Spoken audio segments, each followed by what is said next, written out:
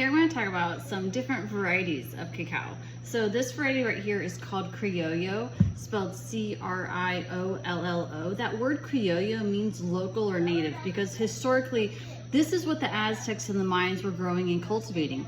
This bean in its raw state, it's all white. So when it's fermented, dried, and roasted, it goes from a white to a very light color brown. And so when the Criollo is made into chocolate, it looks like a milk chocolate. And with the lightness of the color comes the lightness of the flavor. The Criollo is not intense and rich and chocolatey. It tends to be earthy, floral, like toast or graham crackers or a light peanut, hazelnut.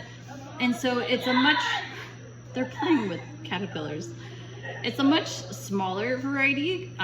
The pod itself is very thin, so it's more susceptible to rats and monkeys eating it.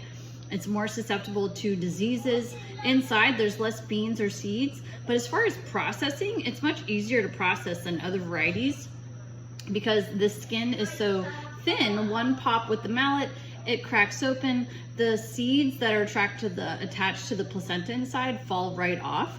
It's got a ferment that's only 3 days compared to 7 days with most other varieties. And then it's much easier to crack and winnow because these beans tend to be really round, and so they're just easier to process. But when you turn it into chocolate, it's not chocolatey. I like to compare it to coffee, like a very light roast coffee compared to a dark roast. It's kind of like a light roast coffee in that it's very light and nutty.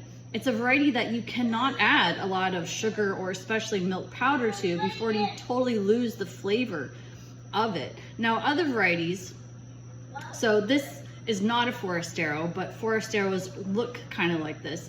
It's a big yellow pod. They've got a lot of beans or seeds inside.